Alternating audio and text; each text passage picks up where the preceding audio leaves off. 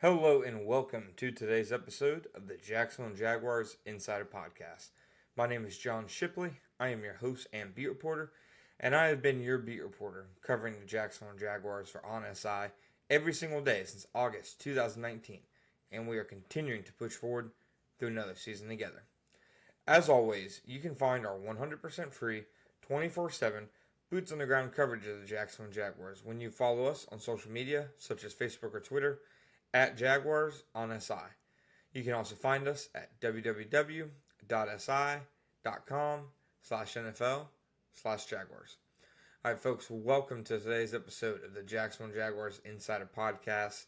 Today we are going to give our final prediction and preview for Sunday's game against the Carolina Panthers.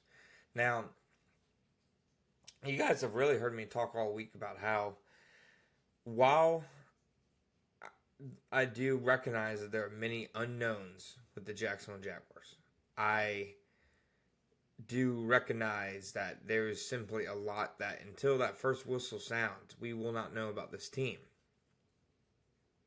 I think on paper, the Jaguars have faced less questions over the last week than the Panthers have. And that's really the driving force, of my prediction. I mean, just in the last week alone, they trade Adam Thielen to the Minnesota Vikings. And I don't think Adam Thielen is some game changer.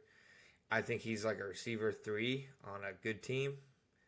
But he's been, the Panthers won for the last 2 seasons. He was a safety blanket for Bryce Young, one of his favorite targets, especially on, money downs, gotta have it kind of plays. So I ultimately think that, he's a loss. Jalen Coker, I think he's a loss, on IR for the next few weeks. I thought he was their best rookie receiver a year ago over Xavier Legette. I still have a lot of questions about Legette, and his skill set and how he kind of translates. And then you look at the offensive line. I know Robert Hunt said he expects to play Damian Lewis. He's been limited this week. We'll see if he plays. And then Ike Ekwonu, it really just based on the Panthers' practices and injury reports this week, seems like Ekwonu is a bit of a long shot to start. And if he does start, I think it'll be a game day decision, something they decide on Sunday. So there are questions facing the Panthers right now. They are not coming into week 1 at full strength. Hunter Renfrow is going to be their starting slot receiver, for example. There's not a scenario where that should have been the case. So if you're the Jaguars, I think, you do have your own questions. Just right off the bat, how is Trevor Lawrence going to look? Now, I think he's playing a defense that struggled a lot last year. The teams kind of picked apart all year long. I think that, they added some pieces, but it reminds me of some of the old Jaguars free agency classes where they were paying big money for kind of average level players. I don't think that they added any guy to that side of the ball, whether in free agency or whether it's one of their, non-first round picks that they spent on the edge. There's nobody, in my opinion, that should strike fear into the Jaguars' offense. At least in their back seven. I do think Derek Brown is dominant. Obviously, one of the best defense tackles in football. But this is a defense that struggled a lot last year, and I'm not sure it'll be that much better this year. I'm interested to see how Trevor Lawrence navigates that. You would think, against this kind of defense. And, with J.C. Horn probably going to be lined up on Brian Thomas Jr. most of the time, he should have favorable matchups with Travis Hunter, with De'Ami Brown, with Brendan Strange, with Parker Washington. But we won't obviously know until the whistle blows. But to me, I'm expecting Trevor to have a solid game. And part of the reason I'm projecting that is Liam Cohen. Liam Cohen faced this Panthers defense twice last year. We asked him earlier in the week if he goes back to that game, to those games, and kind of looks at what worked, looks at what they wanted to do coming into the game, all those kind of things.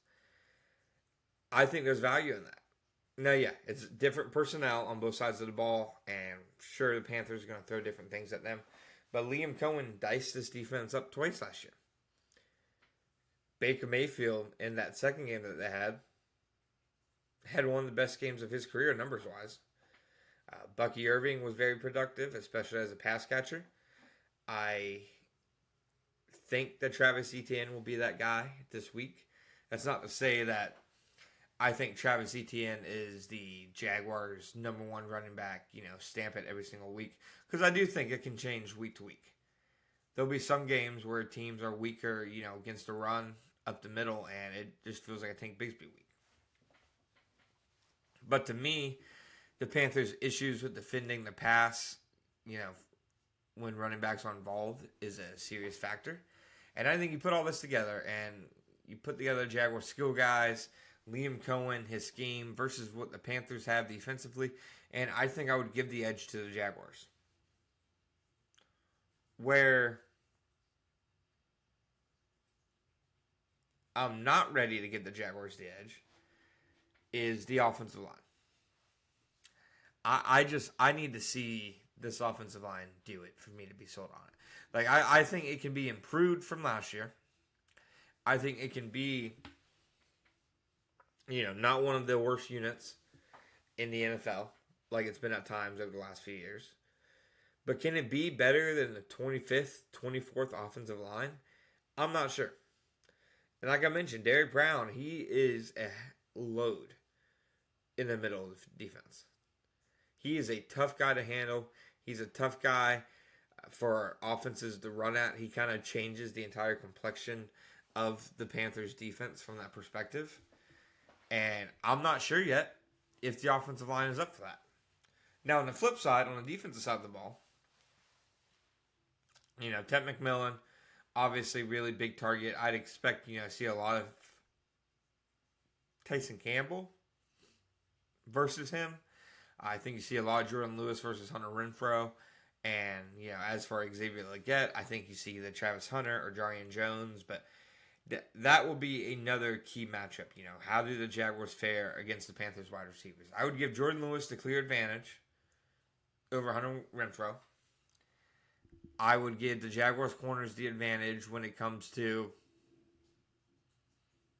covering the Panthers, number 3, Xavier Legette. And then I'd probably give Ted McMillan the slight advantage over Tyson Campbell. So I think, each side can find some positives, can find some wins from that regard. But I think that would be one of the most interesting back and forth battles. Can the Jaguars keep Bryce Young from beating them with his legs? I think that's a very good question. The Jaguars have struggled against mobile quarterbacks in past years. It's a new regime now. And I know Bryce, it isn't like, from a run game perspective, he's, Cam Newton or Lamar Jackson.